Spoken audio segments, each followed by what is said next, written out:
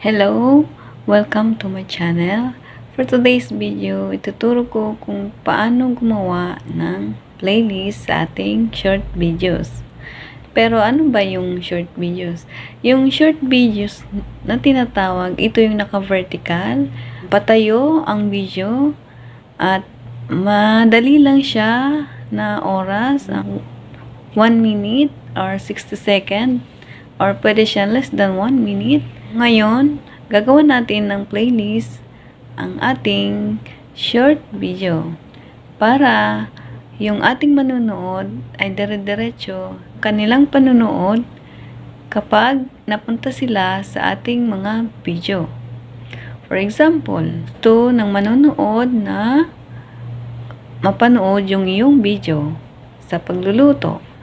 Pag pinanood niya yung pagluluto, yung lahat ng iyong video sa short na nilagay sa playlist ay dire-diretso ang kanyang panunood.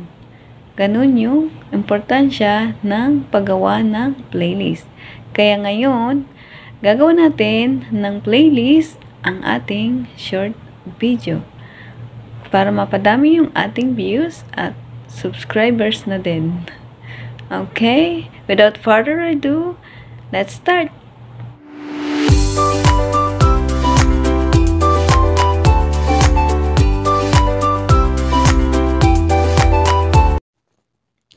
Okay, punta lang tayo sa ating YouTube apps. Click natin yung YouTube apps. And punta tayo sa ating profile. Right side down. At scroll down lang natin. And click natin yung your videos. At yung sa short, click natin yung short, all short. Then, punta tayo sa tatlong dot, right side. And, save to playlist. And, click natin yung new playlist. New playlist. Lagyan natin ng title. For example, food short. Yung ita-title ko, food short. Food short. Food shorts.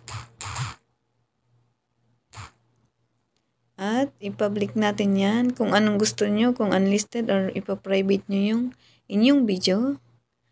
Ako ipapublic ko and create.